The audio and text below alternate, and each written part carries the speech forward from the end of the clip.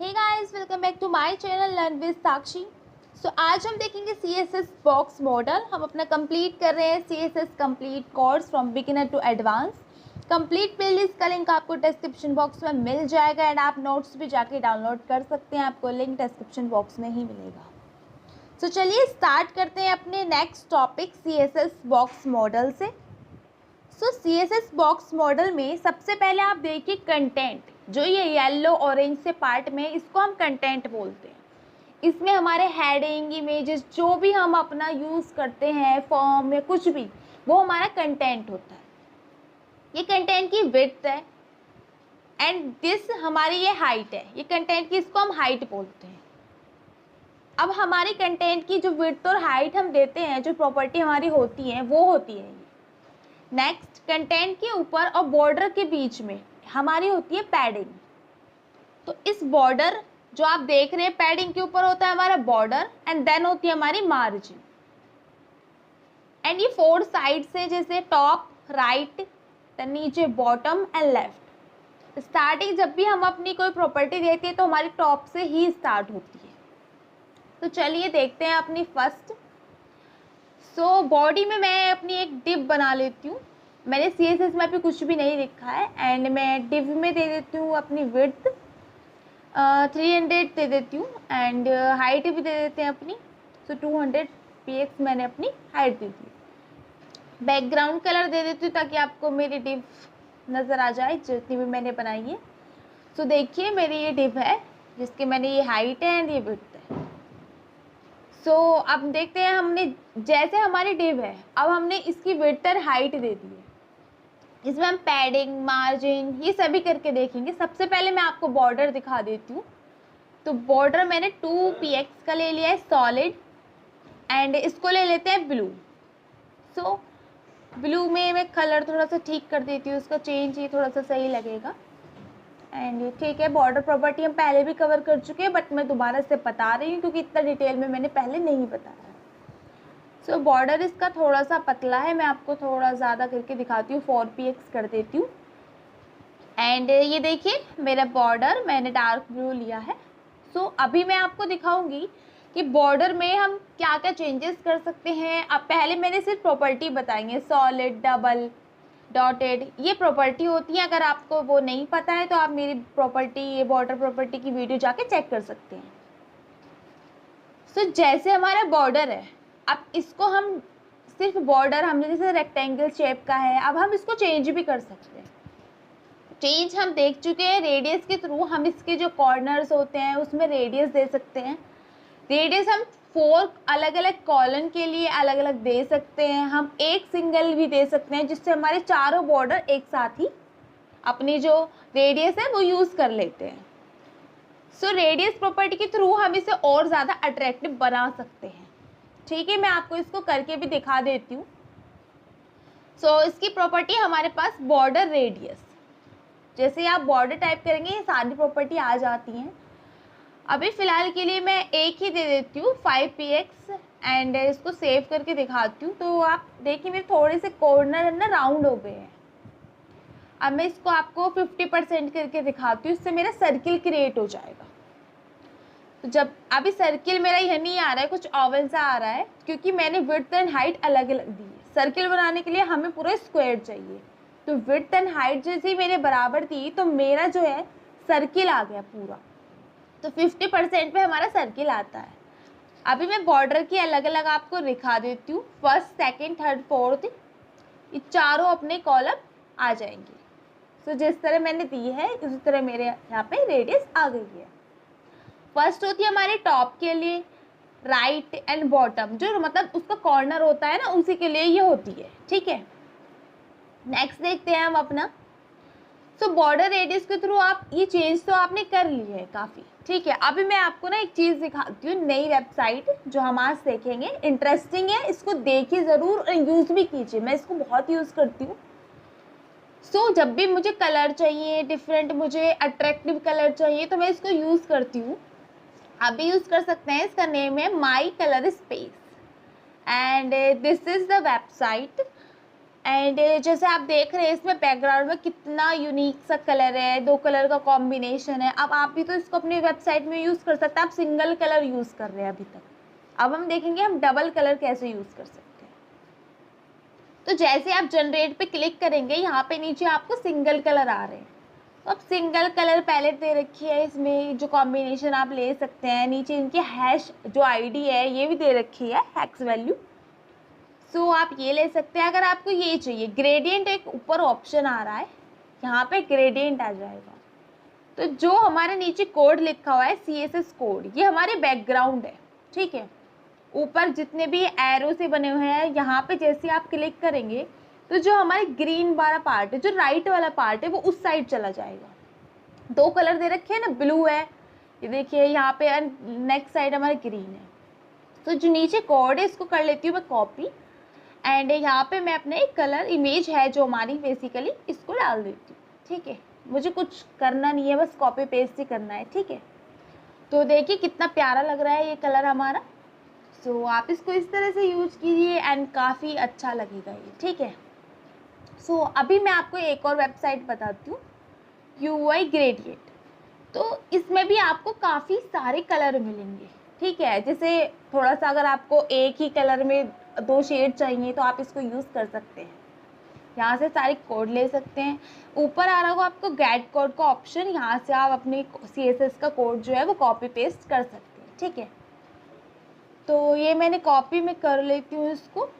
यहाँ पे click to copy का भी ऑप्शन है वैसे, एंड यहाँ पे ले लेती हूँ, मैं पेस्ट कर देती हूँ। और जो ऊपर वाला है मैं इसको एक बार को ना कमेंट कर देती हूँ, ठीक है।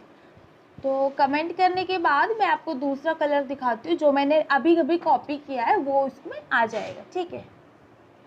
तो इसको मैंने कमेंट कर दिया है। नेक्स्ट देखते हैं, मैं आपको अपना इसका ब्राउज़र में दिखाती हूँ कि इसमें क्या चेंजेस है, ठीक है।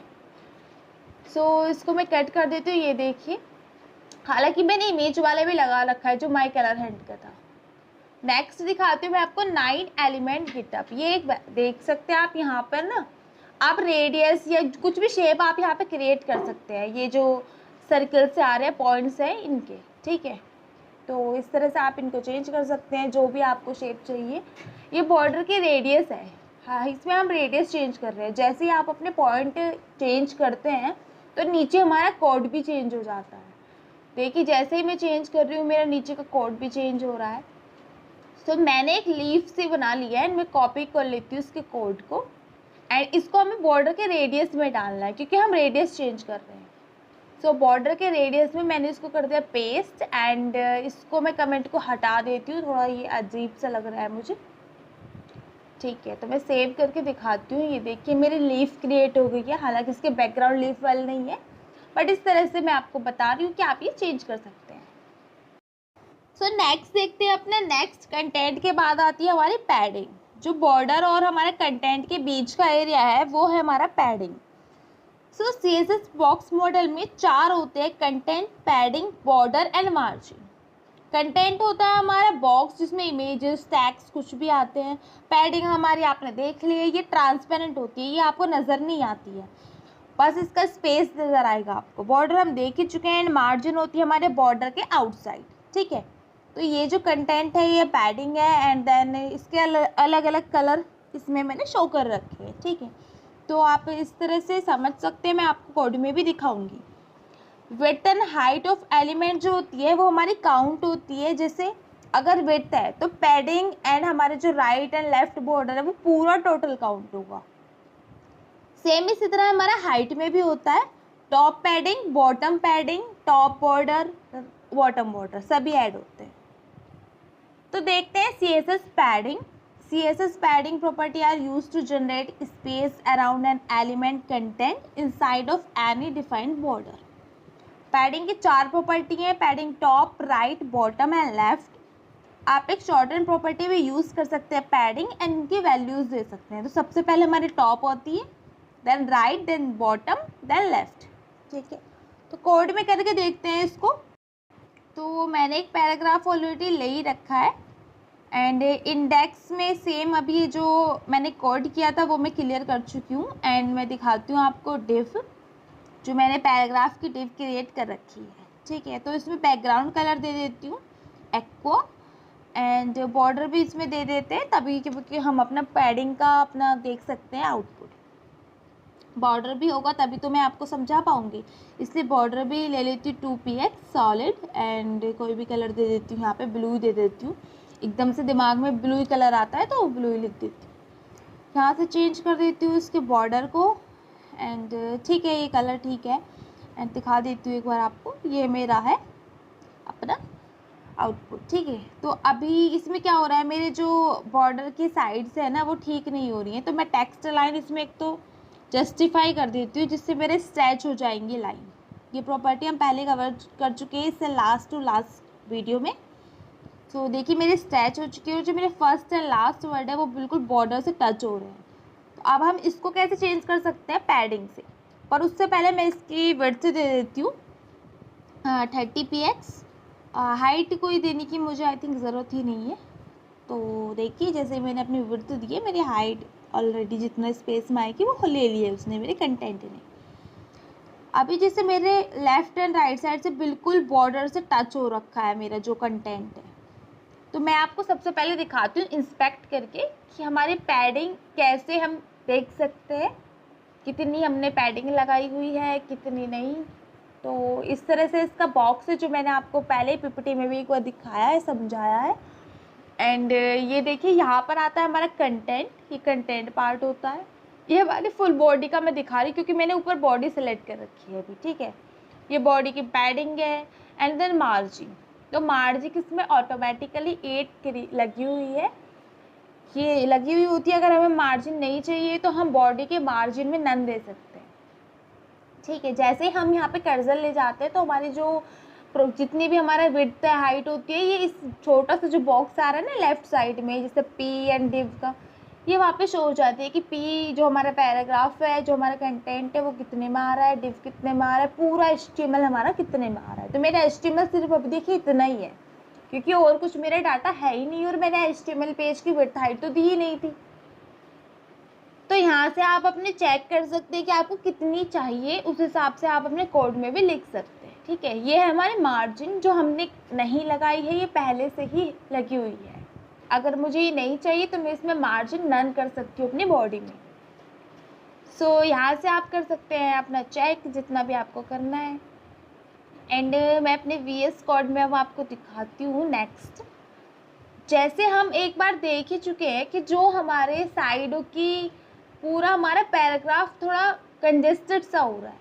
अब इस कंजेस्टेड के लिए हम एक प्रॉपर्टी पहले कर चुके हैं, तो पहले मैं पैडिंग लगा के दिखा देती हूँ। Padding top, and padding top की यहाँ पे वैल्यू दे सकते हैं 2px दे देती हूँ। ठीक है, ज़्यादा दे देती हूँ, 2px थोड़ी कम रह जाएगी, 10px।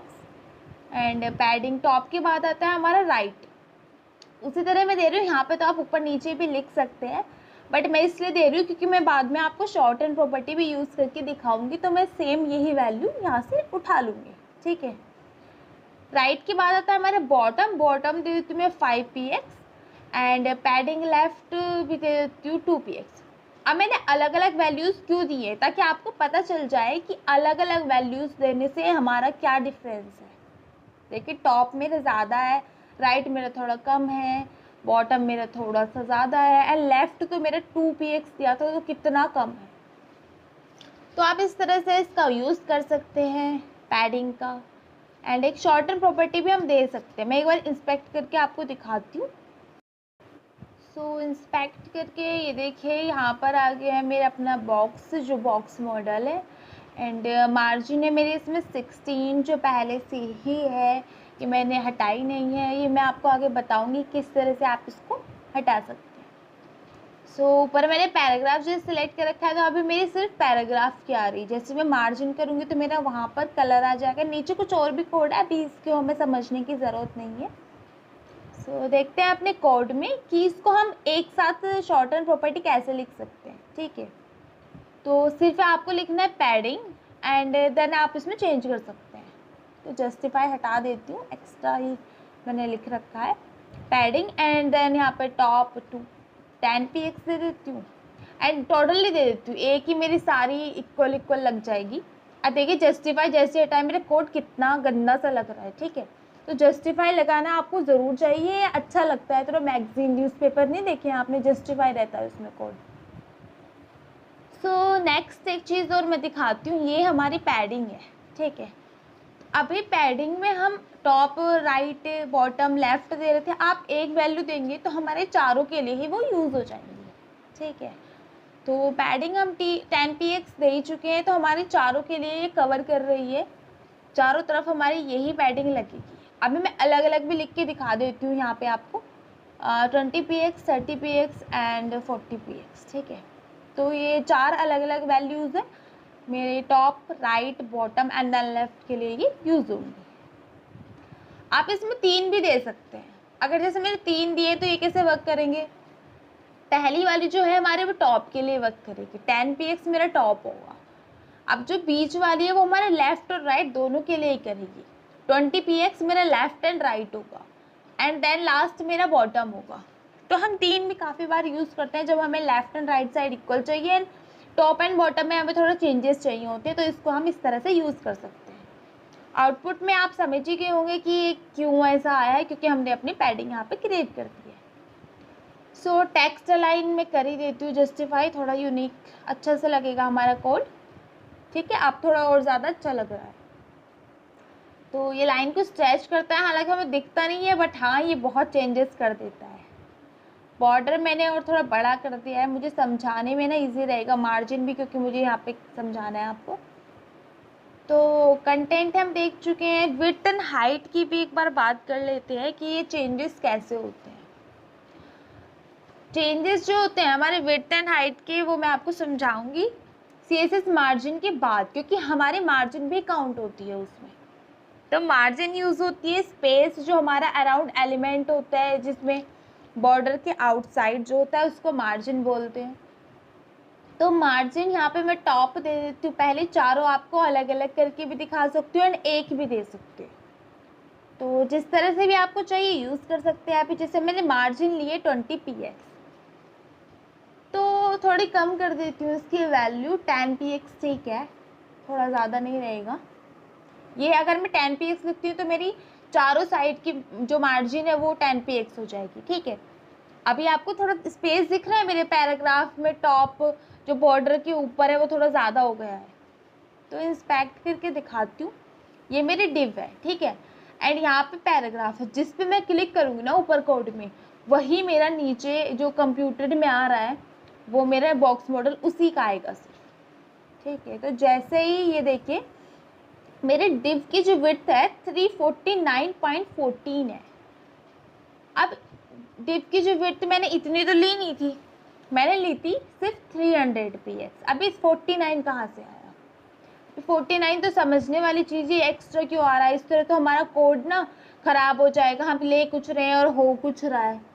तो इसलिए बॉक्स मॉडल बहुत ज़्यादा इम्पोर्टेंट है, ये अच्छे से समझिए आप इसको कि विड्थ एंड हाइट हम किस तरह से सेट करेंगे, अदरवाइज आपके कोड के जो कंटेंट है, एलिमेंट है ना, वो इधर उधर हो जाएंगे और आपको बिल्कुल भी अच्छा नहीं लगेगा।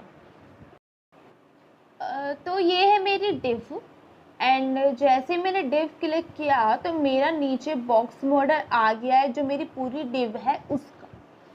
इस साइज़ में थोड़ा कम कर देती हूँ, आपको नज़र पता नहीं आएगा या नहीं आएगा, ठीक है। इससे ज़्यादा मैं साइज़ नहीं कर सकती क्योंकि मुझे कोड पे ऊपर आपको दिखाना है।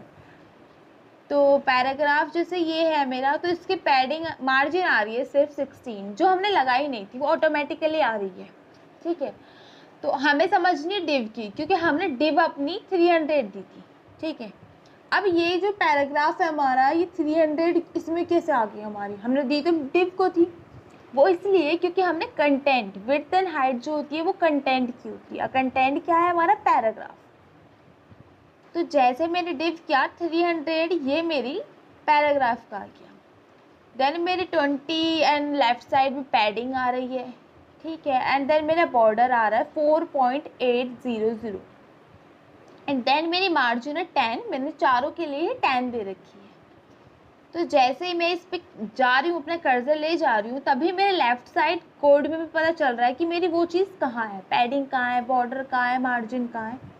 साइज़ में मैं आपको दिखा देती हूँ, ये जो ऊपर आपका एरो का साइन आता है ना, वहाँ से कर सकते हैं इसको, एलिमेंट के जो लेफ्ट साइड में, एंड देखिए पैराग्राफ में मैं ले गई तो मेरी साइज़ है 300 इसकी विड्थ आ रही है, जबकि मैंने डिव को दी थी। अब डिव के अंदर क्यों नहीं आई हमारी मार्जिन एंड पैडिंग, उसको भी हम कर सकते हैं, बट हमें ये समझना ज़रूरी है कि ये ऐसा आ क्यों रहा है, एक्स्ट्रा साइज़ हमारा क्यों आ रहा है। वो मैं आपको बताई हूँ, पैडिंग, मार्जिन एंड बॉर्डर तीनों हमारा प्लस होता है, उसके बाद ही हमारा टोटल होता है। तो मैं आपको कैलकुलेटर्स के थ्रू दिखाती हूँ एक बार ये हो कैसा रहा है।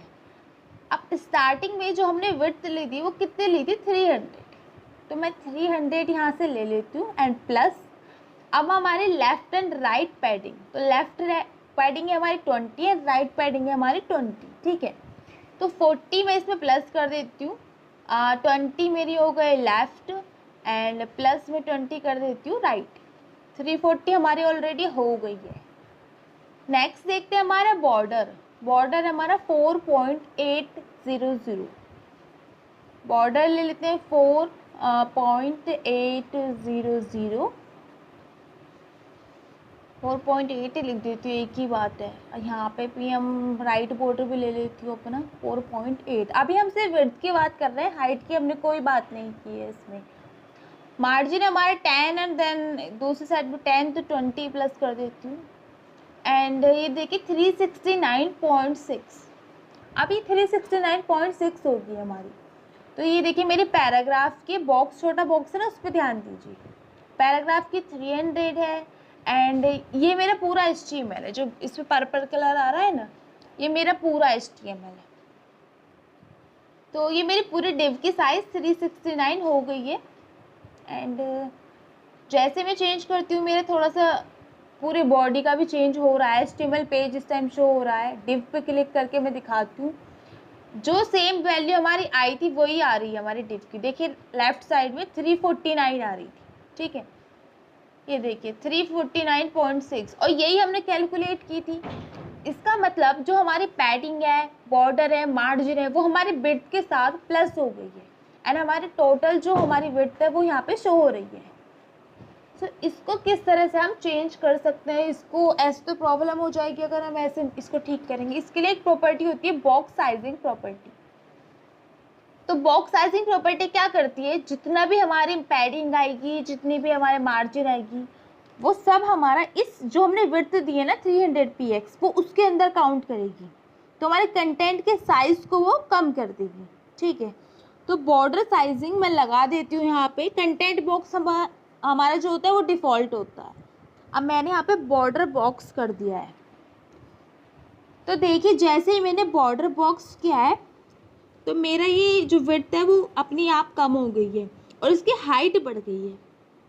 देखा, अब जैसे मैं डिव पे कर रही हूँ तो मेरी डिव पूरी 300 px की हो गई है एंड अब जो मेरा बॉक्स मॉडल आ रहा है राइट साइड वो भी देख सकते हैं, उसमें मेरे कंटेंट का साइज जो सबसे बीच वाला है वो 250 हो गया है।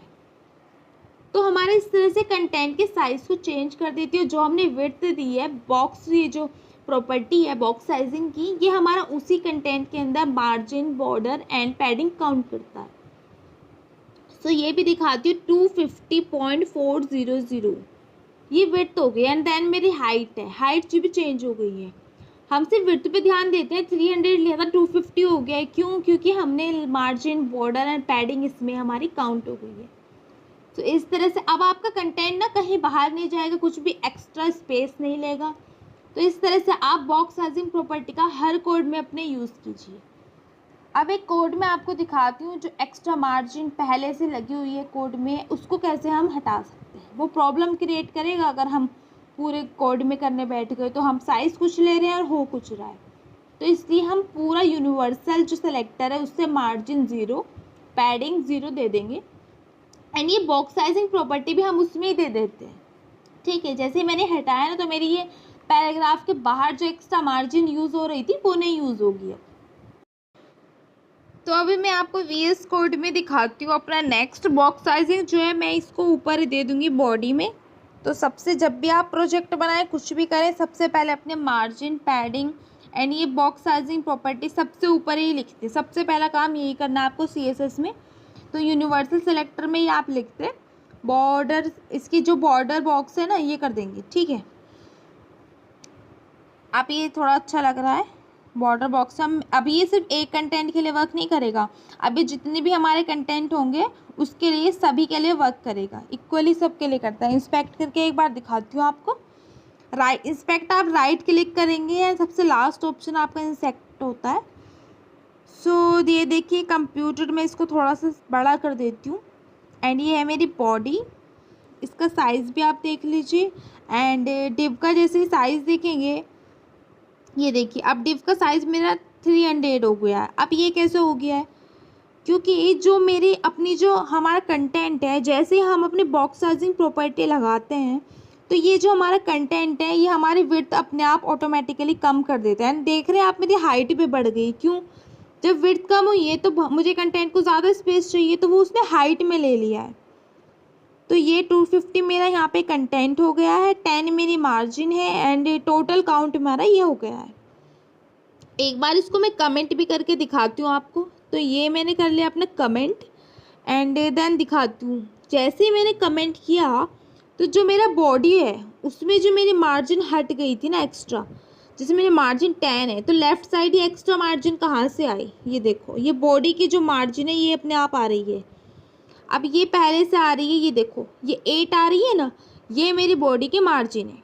अब ये पहले से ही है, इसी के हटाने के लिए इसी को हमें अपने बॉडी में नहीं चाहिए तो इसको हमने मार्जिन 0 दी थी, पूरे यूनिवर्सल की जो दी थी। तो इससे आप अपना हटा सकते हैं एंड कमेंट कर देती हूँ मैं, ठीक है। अब एक बार और देख लीजिए, आप मेरी बॉडी की जो एक्स्ट्रा आ रही थी वो हट जाएगी। ये है मेरी डिव की, ठीक है। डिव देख रहे हैं आप, इसमें हम ऐसे देख सकते हैं एंड ऊपर वाले जो सेक्शन में जैसे ही आप बॉडी पे क्लिक करेंगे वहाँ पे बॉडी की आ जाएगी। इसको बार बार देखिए, ये बहुत अच्छे टॉपिक है एंड इसको समझना बहुत ज़्यादा ज़रूरी है। जब आप अपने कोड में करेंगे तो आपको बॉक्स मॉडल अच्छे से पता होना चाहिए, अदरवाइज़ आपकी मार्जिन और पैडिंग कभी आप सेट कर ही नहीं पाएंगे। तो ये बहुत इम्पोर्टेंट टॉपिक है एंड इसको समझिए अच्छे से, इसको बिल्कुल भी लाइटली नहीं लेना है। तो ये जो डिव है मेरी, अब मैं आपको 2 एलिमेंट के बीच की जो मार्जिन होती है उसको हम कैसे लेते हैं, 2 बटन के बीच की, कोई भी 2 एलिमेंट के बीच की मार्जिन किस तरह ली जाती है। पैराग्राफ मैंने इसमें कॉपी कर लिया है एंड डिव को दे देते हैं हम अपनी क्लास। तो क्लास देने के बाद मैं फर्स्ट दे देती हूँ div 1 क्लास एंड इंडेक्स में जो हमने डिव ली थी यहाँ पे क्लास जब हम देते हैं तो हमें डॉट लेना पड़ता है, डॉट div 1। अब मैं नेक्स्ट जो मैंने पैराग्राफ देखी, मेरे पैराग्राफ आ गया है बट ये बिल्कुल भी अच्छा नहीं लग रहा है क्योंकि इसमें हमने बिल्कुल भी CSS ऐड नहीं की है। तो पैराग्राफ में CSS कर लेते हैं अपनी ऐड एंड सबसे पहले मैं दे देती हूँ अपना, ये देखिए मेरे पैराग्राफ, इसको एक बार ना डिव में कर देते हैं, इसको भी अपनी क्लास दे देंगे एंड डिव के अंदर इसको हम पुट कर देंगे। तो 2 डिव हो या 2 पैराग्राफ हो, किसी भी 2 एलिमेंट के बीच का जो आपको मार्जिन है मैं वो यहाँ पे आपको समझाना चाह रही हूँ। तो पहले देती हूँ उसका बैकग्राउंड कलर ब्लू एंड इसको सेव करके एक बार दिखाऊंगी आपको। उससे पहले हम एक काम कर सकते हैं, ठीक है, पहले मैं इसका आउटपुट ही देख लें। एक काम कर सकते हैं, हम इसको डिव दे देते हैं, पैराग्राफ को पहले डिव दे देते हैं अपनी। तो ये डिव मैंने ले ली है एंड इसको पैराग्राफ को मैं यहाँ से कॉपी पेस्ट कर देती हूँ, इसी को कट कर देती हूँ एंड ठीक है, इसको कॉपी पेस्ट करके देन हम अपनी जो हमारे CSS है, दोनों पैराग्राफ को हम सेम CSS दे सकते हैं, दोनों पैराग्राफ को सेम CSS दे देंगे। बस मुझे मार्जिन ही क्योंकि समझाना है तो इसको div 2 दे देती हूँ इसकी क्लास एंड पैराग्राफ की जगह हम ले लेते हैं डॉट div 2। अब मैं सेव करती हूँ एंड दिखाती हूँ एक बार आपको, ये देखिए अब CSS का ही कमाल है जो हमारे ये इतना बुरा लग रहा है, पहला पैराग्राफ इतना यूनिक लग रहा है।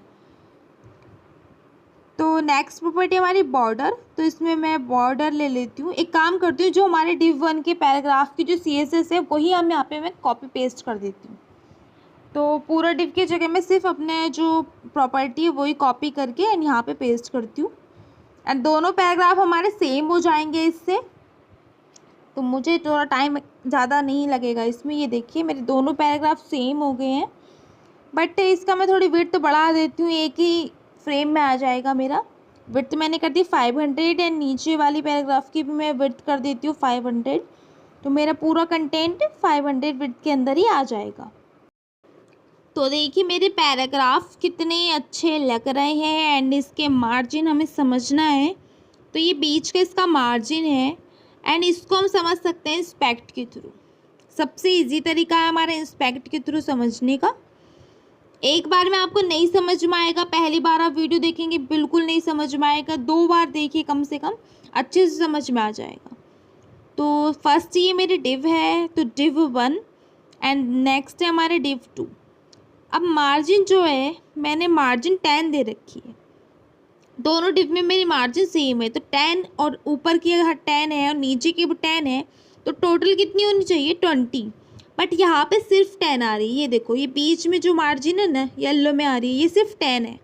अब ये क्यों है, एक बार मार्जिन आपको ना अलग से समझाती हूँ।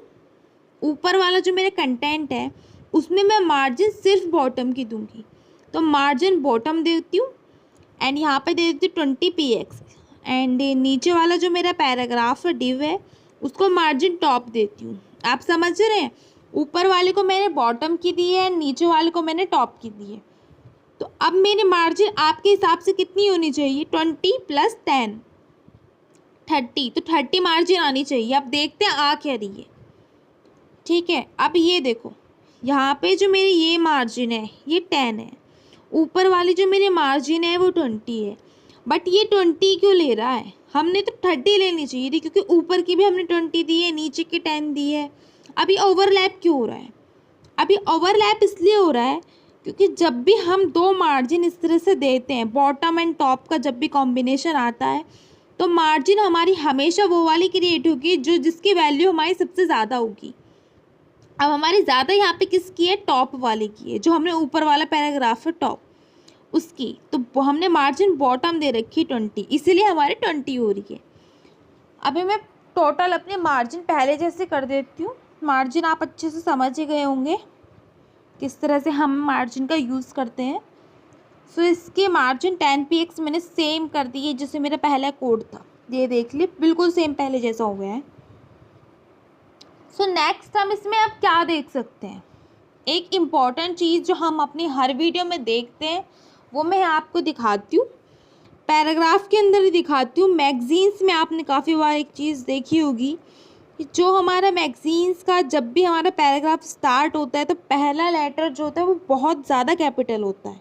उसको कैसे कर सकते हैं, पी जैसे मैंने एलिमेंट लिया है, डबल कॉलन लिए हैं, ये जो 2 डबल बार कॉलन लिए हैं ना इसको ऐसे लिखना है एंड देन हम कहीं भी लगा रहे हैं फर्स्ट लेटर पे एंड पी एंड होवर आप मैं पहले ही बता चुकी हूँ, सिंगल कॉलन से हम होवर करते हैं, सिंगल कॉलन से होवर भी करके दिखाती हूँ। बैकग्राउंड कलर ले लेते हैं ब्राउन, जैसे ही मेरा कर्सर जाएगा होवर होगा जैसे ही मेरा बैकग्राउंड कलर चेंज हो जाएगा ब्राउन। सो पी के फर्स्ट लेटर में हम इस तरह से लिखेंगे एंड इसका मैं फ़ॉन्ट चेंज करूँगी फर्स्ट लेटर का, सिर्फ फ़ॉन्ट का साइज़ मैं लार्जर कर देती हूँ एंड इसका टेक्स्ट लाइन नहीं टेक्स्ट ट्रांसफॉर्म कर देते हैं कैपिटलाइज। ठीक है, तो अपर केस या कैपिटलाइज आप कुछ भी कर सकते हैं, मैंने कैपिटलाइज कर दिया है तो फर्स्ट लेटर जो मेरा वो कैपिटल हो जाएगा। हालांकि पहले से भी कैपिटल ही था बट ये देखिए ये थोड़ा साइज़ बढ़ गया है, अभी थोड़ा नहीं दिख रहा है, मैं इसका साइज़ और बढ़ाती हूँ। फ़ॉन्ट साइज़ में कर देती हूँ 40 px, काफ़ी बड़ा नज़र आएगा, आप 60 कर देती हूँ अच्छे से दिखेगा। ये देखिए फर्स्ट लेटर जो मेरा है उस पर हमने CSS कर दी है एंड ये मेरा फर्स्ट लेटर बड़ा हो गया है। सो इस तरह से आप अपने हिसाब से दे सकते हैं 40 px, इसी इतना ही होता है आई थिंक, लगभग 35-40 के लगभग ही होता है जैसे हमारे मैगजीन्स में यूज़ करते हैं हम। आपको अगर कोई भी डाउट हो तो आप कमेंट सेक्शन में मुझसे पूछ सकते हैं एंड वीडियो को लाइक कीजिए, चैनल को सब्सक्राइब कीजिए। Thank you so much for watching.